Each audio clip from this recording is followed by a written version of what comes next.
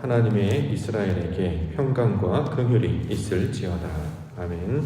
갈라디아서 6장 11절부터 16절까지의 본문입니다. 십자가를 자랑하리라.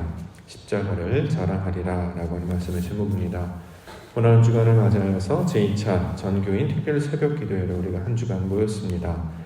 십자가를 통해 보이신 하나님의 영광, 그것이 무엇일까를 우리가 주제로 삼고 특별히 십자가의 의미와 내용, 이것들을 새롭게 말씀으로 관찰하고 찾고 이것들 붙잡는 시간을 보냈습니다. 잠깐 점검을 해볼까요? 십자가 무슨 뜻입니까?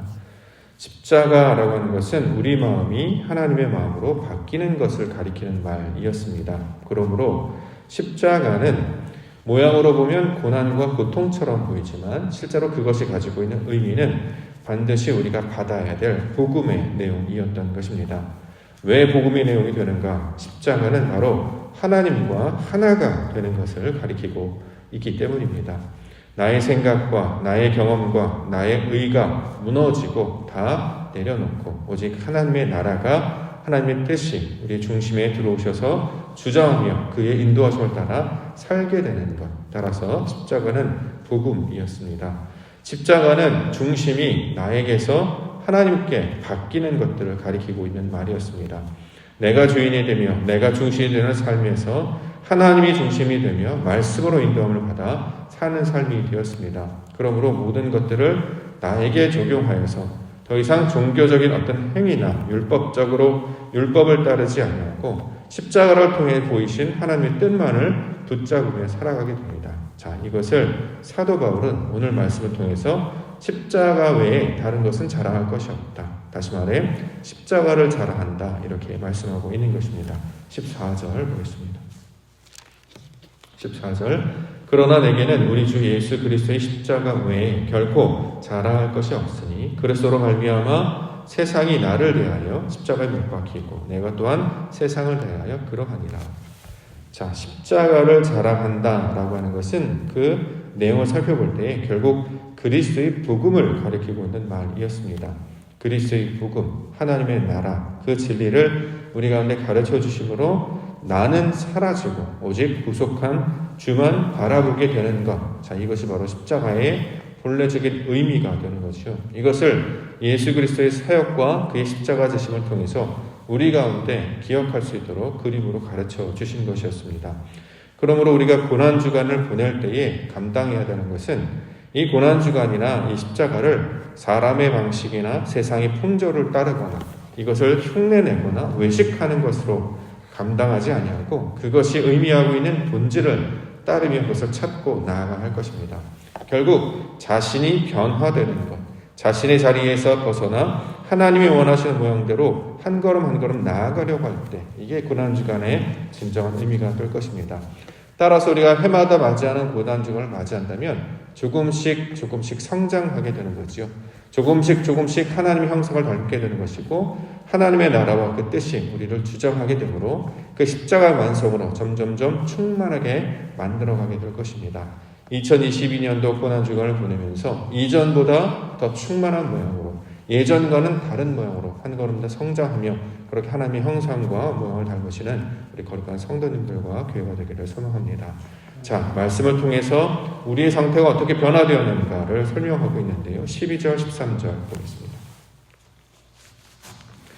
12절, 13절 무릇 육체의 모양을 내려하는 자들이 억지로 너희에게 할례를 받게 하려 함은 그들이 그리스도의 십자가로 말미암아 박해를 면하려 함뿐이라.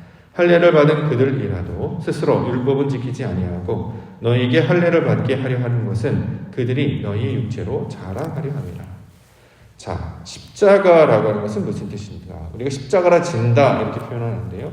십자가를 진다라고 하는 것은 무슨 뜻이냐면 하나님의 말씀을 복음으로 받아들이는 것을 가리키고 있는 말입니다. 그렇기 때문에 결국 내가 변화되는 것을 가리키고 있는 말이죠. 우리에게 하나님의 말씀을 주시고 십자가 사건을 보여주신 것은 내 속에 하나님의 말씀이 들어와서 나의 성질이 변화되는 것, 이것을 우리가 가르쳐주고 있기 때문에 한 사람 한 사람 말씀을 붙잡고 하나님의 뜻으로 받아들여서 나를 부인하고 십자가를 지고 하나님의 말씀 앞에 나아가는 자가 되는 것이 바로 십자가를 통해 보이신 하나님의 뜻이었습니다. 그런데 본문에 보면 육체로 자랑하려는 상태, 그러한 자들을 설명하고 있죠. 억지로 할례를 받게 하는 자, 육체의 모양을 내려 하는 자, 자 이들에 관한 이야기 지금 하고 있는데요.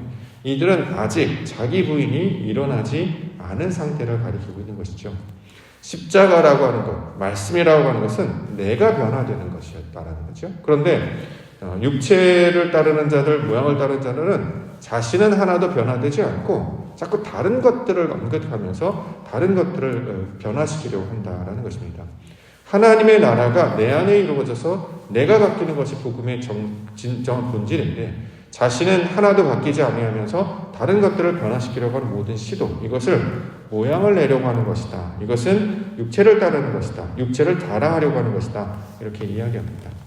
예수님께서는 이들에 관해서 모세의 자리에 앉아있는 자들과 똑같다 이렇게 설명하기도 합니다. 마태복음 23장 1절부터 4절에 보면 이에 예수께서 무리와 제자들에게 말씀하여 이르시되 서기관들과 바리새인들이 모세의 자리에 앉았으니 그러므로 무엇이든지 그들이 말하는 바는 행하고 지키되 그들이 하는 행위는 본받지 말라. 그들은 말만 하고 행하지 아니하며 또 무거운 짐을 묶어 사람의 어깨에 지우되 자기는 이것을 한 손가락으로도 움직이려 하지 아니한다. 십자가를 진다라고 하는 것은 내가 말씀을 지며 나아가는 것을 가리키고 있는 말이죠. 내 머리에 하나님이 계신 걸 이걸 십자가를 진다라고 이야기합니다. 그런데 이 모세의 자리에 앉아있는 자들, 소위 말해서 서기관들과 바리새인들 또는 율법 교사들은 자기가 이것은 하지 않고 다른 사람에게 말만 한다는 거죠. 정작 말하는 사람은 스스로 지키지 아니하고 있습니다. 무거운 짐을 묶어서 사람이 감당할 수도 없는 것들 묶어서 사람의 어깨에 지우되 실제로 본인은 그것을 하나도 지키지 못하고 있는 능력 없는 자의 상태를 말하고 있는 것이죠. 우리가 말씀만 가지고 있을 때 바로 그런 것들이었죠. 지식으로는 알고 있습니다. 그런데 그 의미가 무엇인지는 우리는 잘 깨닫지 못하고 있었어요. 왜냐하면 내가 여전히 살아있어서 나의 생각과 나의 경험으로만 이것을 이해하려고 했지 하나님의 뜻은 깨닫지 못하고 있는 상태였던 것입니다. 나도 이 의미가 무엇인지 잘 몰라요. 그런데 남들이 얘기할 때 그게 좋다더라, 이게 신앙이더라, 이렇게 하는 게 맞다더라 그러니까 하면서 본인도 잘 감당을 못하면서 이것이 맞는 것을 그렇게 가르치려 하는 것. 근데 성경에서는 선생이 되려 하지 말라 이렇게 얘기하죠. 오직 선하신 분은 하나님밖에 없으니 우리가 해야 되는 것은 내가 기도하는 자, 예배하는 자, 그 소돔과 고모라 땅에 하나님이 찾으신 의인 한 사람이 되는 것이지 나는 변하지 않고 다른 이들에게 열심히 응원하고 열심히 가르치고 열심히 뭐를 전한다고 해서 그것이 능력이 나타나는 것이 아니다. 자, 이렇게 이야기하고 있는 것입니다. 여태 유대인들과 바리새인들과 서기관들, 우리의 신앙들이 바로 이러한 상태 가운데 머물러 있다는 것입니다. 그래서 흉내내는 것, 마치 우리가 다 깨달은 것처럼, 마치 우리가 주인인 양 선지자 노릇하는 것, 이것을 주의해야 한다는 거죠. 이러한 모양 가운데 있는 자들을 하나님께서 예수 그리스도 그 진리의 모양을 보여주시고 그가 십자가 지고 말씀을 듣고 깨달아서 자신의 모든 것들을 다 내려놓고 말씀을 순전히 따르는 모양을 보여주심으로 십자가 진다는 것이 무슨 뜻인지 나의 뜻대로 하지 아니하고 아버지 뜻대로 한다는 것이 무엇인지를 우리 가운데 가르쳐주고 있습니다. 그러므로 이 고난주간을 온전히 보내서 완성 가운데 나아가려면 내 습관, 내 방식들이 다 깨져야 됩니다. 이게 좀 쉽지 않은데요. 우리가 해왔던 방식들 있잖아요. 우리에게 익숙한 방식들 있잖아요. 우리가 옳다라고 믿고 있던 방식들 있지 않습니까? 이런 것들을 하나씩 하면서 다 깨어 내려놓아야 된다는 거죠. 왜냐하면 하나님의 말씀이 인도하는 대로 성령이 역사하는 대로 우리가 나아가야 되기 때문입니다. 그렇기 때문에 우리가 기도를 하는 이유는 무엇이냐면 우리가 구체적으로 어떤 분들은 그래요. 그래서 어떻게 해야 합니까? 방법을 자꾸 알려주십시오. 이렇게 얘기해요. 방법을 알려주게 되면 그거는 사람의 방식이 되지요. 우리가 원하는 것은 저 사람의 목소리를 따라서 나도 그렇게 해야지가 아니라 우리 안에서 작동하시는, 우리 안에서 우리를 설득하시는 성령의 음성에 귀를 기울여야 한다는 것입니다.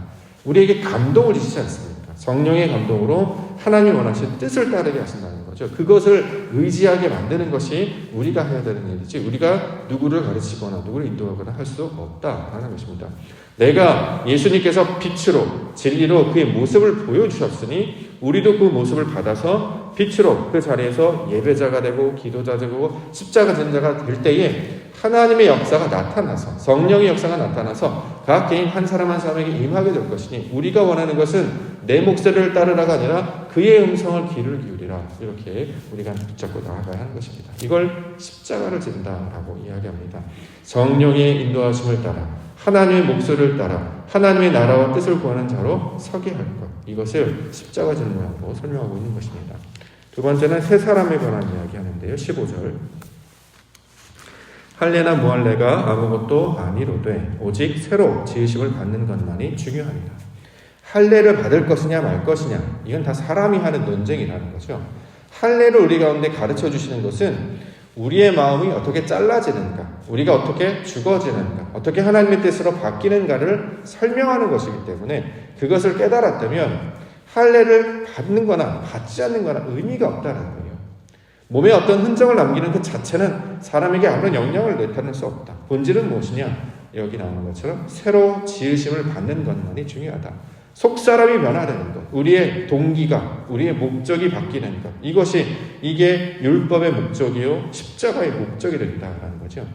이것을 해야 맞습니까? 저것을 하면 안 됩니까?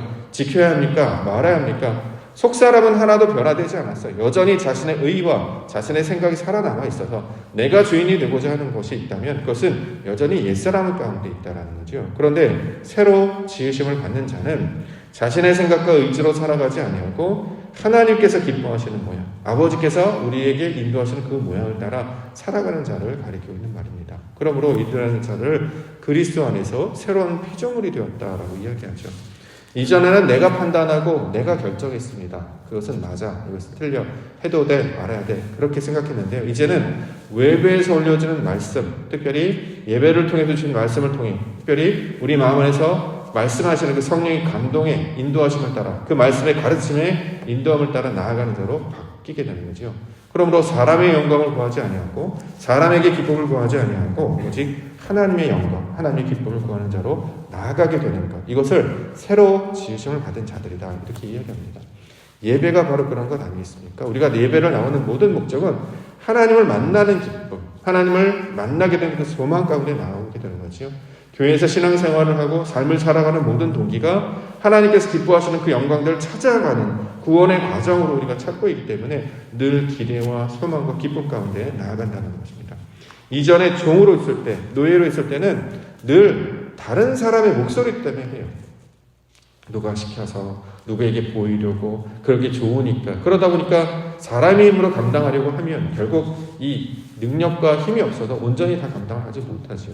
성령의 인도하심을 따라 받는 것이 아니기 때문에 자기가 쌓는 신앙의 집이기 때문에 결국 다 무너지고 말게 됩니다. 그러나 그리스도의 반석 위에 하나님이 기뻐하시는 모양으로 오직 말씀만을 따르고 세상과 타협하지 아니하고 진리만을 붙잡고 나아가면 그것이 더디가는 것 같아도 한 걸음 한 걸음, 한 땀 한 땀, 한 벽돌 한 벽돌 그렇게 방주를 짓는 것처럼, 새로운 예루살렘 성을 짓는 것처럼 우리의 심령이 새로운 것들로 변화되어 나타나게 된다. 이것을 새 사람, 새로 지으심을 받는 것이다, 이렇게 이야기합니다. 그러므로 고난주간을 보내면서 우리가 부활의 영광, 부활의 기쁨, 부활의 그 잔치 가운데 나아가는 자가 되기 위해서는 우리가 내가 이렇게 또 바뀌었습니다. 내가 이만큼 또 성장했습니다. 이렇게 5달란트, 2달란트 우리가 이렇게 남겼습니다. 하나님이 주신 그 열무나 그 하나의 그리스도의 말씀을 통해 내게 주신 감동으로 하나님의 뜻이 무엇인지를 깨달아서 내 생각과 내 방법을 따르지 않으려고 말씀대로 하겠습니다. 그래서 내가 기도하겠습니다. 예배하겠습니다. 모든 동기가 내가 아니라 하나님 때문입니다. 이렇게 변화되게 되었습니다. 라는 고백을 우리가 드릴 수 있을 때에 참된 십자가를 자랑하는 자로 세워지게 될 것입니다. 마지막으로는 말씀을 진리로 깨닫는 자에 관한 이야기합니다. 16절 무릇 이 규례를 행하는 자에게와 하나님의 이스라엘에게 평강과 긍휼이 있을지니라. 자, 규례를 행한다, 율법을 행한다라는 말이 아니라 말씀이 우리 안에 열매를 맺게 되는 거죠. 하나님이 주신 말씀이 내 안에 하나씩 하나씩 새겨지게 되는 거예요. 그러면 그 말씀으로 우리가 변화되기 때문에 그 변화가 됐다면 이걸 행한다라고 이야기한다는 거죠. 성경에서 말하는 행한다, 움직인다, 동사 이런 모든 단어들은 사람이 하는 일을 가리키는 말이 아니고 하나님이 우리 안에 역사하시는 하나님의 사역을 가리키고 있는 말입니다. 그래서 히브리어를 살펴보시면 모든 동사가 3인칭으로 되어 있어요. 해석할 때 그가 행하신다, 그가 지키신다, 그가 일하신다, 다 그로 돼 있단 말이죠. 영어는 내가로 돼 있잖아요. 근데 이 히브리어는 다 그가 해가지고 하나님이 하시는 일로 기록이 되어 있습니다. 그렇기 때문에 성경의 말씀을 내가 이렇게 하라는 것이구나, 이렇게 율법과 규칙으로 받지 않고 하나님께서 우리에게 행하신다. 그 행하시는 건 무엇이냐면 우리의 모양과 생각이, 우리의 모든 존재와 본질이 하나님의 형상, 그 아들의 모양으로 바뀌는 것, 이걸 규례를 행한다, 말씀이 이루어졌다, 하나님의 뜻이 이루어졌다, 이렇게 말씀하고 있다는 거죠. 그 모양을 우리 가운데 완성하신 분이 그리스도이셨고 그가 십자가를 통해서 이것을 확증해 내셨습니다. 그러므로 이것이 우리 가운데 평강, 샬롬으로 하나님이 오신 그 에이렌의 그 긍휼로 우리 가운데 찾아오게 되는 것입니다.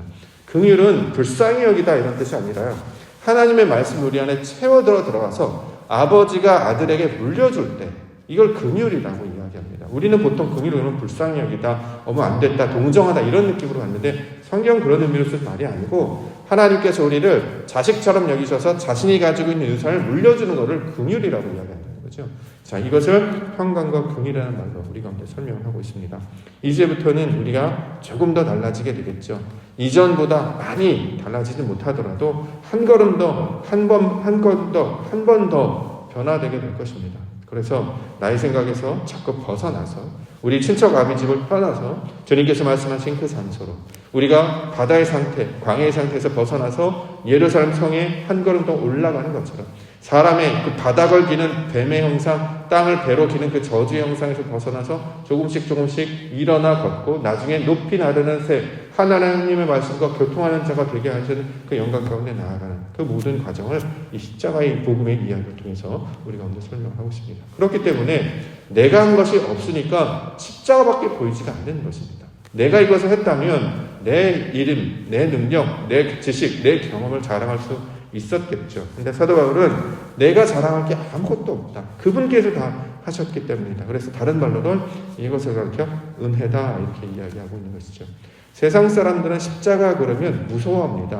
공동묘지의 표시 같기도 하고 늘 빨간색으로 이야기하고 뭔가 되게 종교적인 어떤 영성들을 같이 사상 가운데 나타나기 때문에 흉내내는 사람도 있고 두려워하는 사람들도 있습니다. 그러나 기독교인들은, 우리 그리스도인들은, 진리의 백성들은 십자가가 하나님 나라의 그 기쁨의 소식임을 우리가 깨닫고 이것을 기쁨으로 받아들일 때 십자가를 당연히 지게 되는 것이고 그것은 슬픔이 아니라 부활로 나아가는 과정임을 우리가 반드시 몸에 새기며 나아가게 되는 것입니다. 이 과정을 통해서 하나님의 형상과 조금 더 닮고 우리의 성질에서 조금 더 벗어나 아버지께서 원하시는 그 그리스도의 형상과 모형으로 변화되는 은혜가 있기를 원합니다. 마침내 이루실 그리스도의 약속, 이것을 붙들고 십자가만을 자랑하시며 하나님의 거룩한 백성으로 세워가시는 우리 주의 거룩한 백성들 되시기를 주님의 이름으로 축원합니다. 기도하겠습니다. 십자가를 자랑하리라, 이 고백이 우리의 고백이 되게 하여 주시옵소서. 여지껏 나의 신앙을 자랑하기도 하고 내 지식, 내 명예, 내 이름을 자랑했던 과거의 사람들이었습니다. 그러나 이 모든 것은 아무것도 아니다 말씀하십니다.